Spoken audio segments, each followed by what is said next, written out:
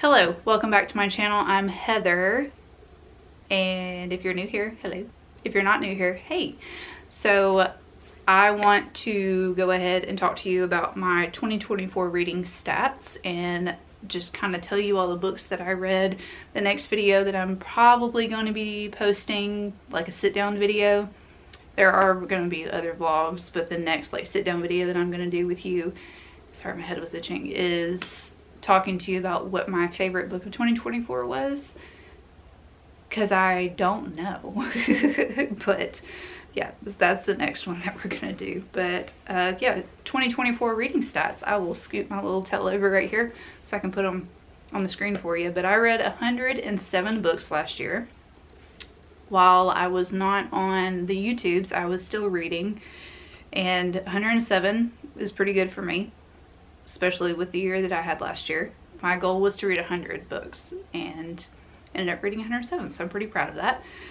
Here are my star ratings. I had 17 5 stars, 0 4.7 stars, 7 4.5 stars.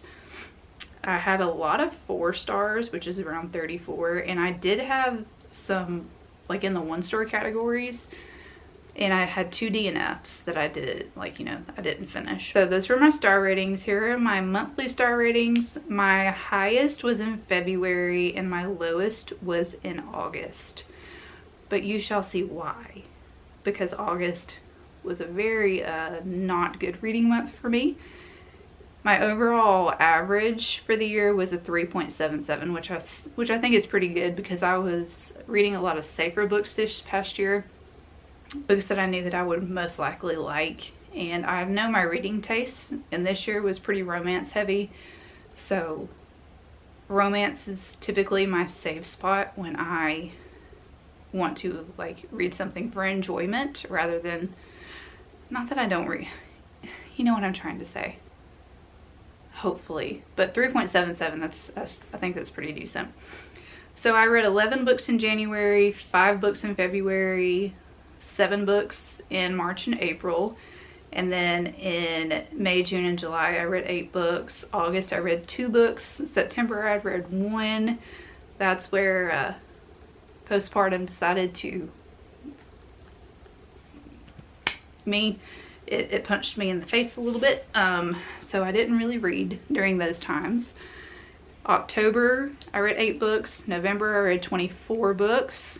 And then December I read 18. So after I figured out all my mental health things, my reading started to go back up, which I'm very, very happy about, because I was a little nervous there for a little bit because I wasn't reading anything and nothing I picked up was enjoyed like I enjoyed. So I'm really glad that the end of the year picked up for me, and it makes me happy that it did, because I was a little down and out for a while. Here's the page count that I read for the entire year. Again, the most that I read was in November and December. I read over 9,000 pages just in those 2 months combined. So I'm very happy about that. The top genre, like I said, was romance, and then contemporary comes in second. I read 28 thrillers, 20 horrors, and 13 LGBTQ IA+ books. Here are my moods. Of course, that hasn't really changed. I read a lot of dark books. I read a lot of lighthearted books to offset the dark books. My books this year were emotional, mysterious, tense, and I read a lot more funny books than I typically do, and like I typically have in the past. So yeah, that I like this chart too. The chart is pretty, but dark, mysterious, lighthearted, funny, emotional. Those were the books that I was reading last year.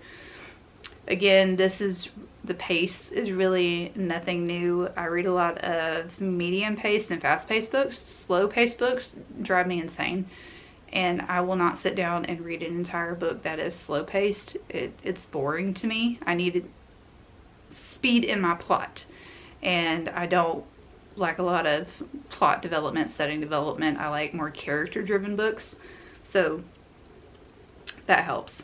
Page numbers, again, under 300 and 300 to 400 Page books are my sweet spot.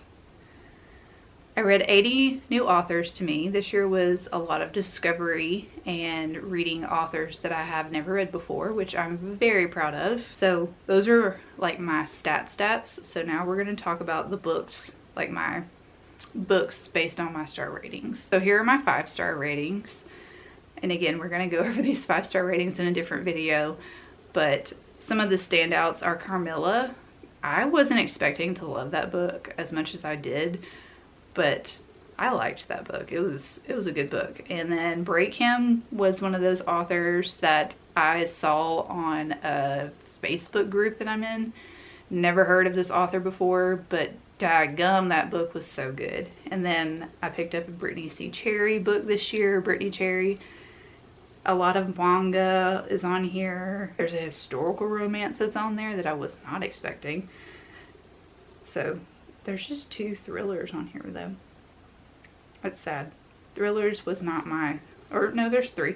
Thrillers was not my strong suit this year like it normally is.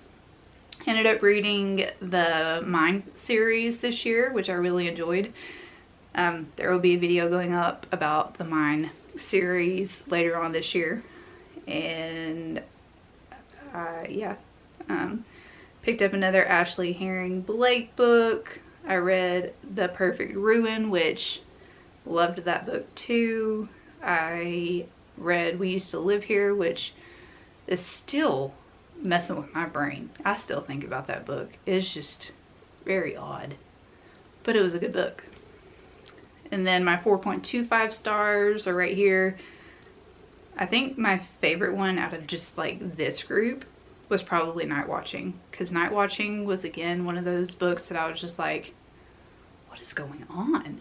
Why is this woman like this? Oh, that's why. So it was just a lot of like, dang, you know. Here are all my 4 stars. There's a lot of 4 stars in here. So I consider 4 stars still really, really good books.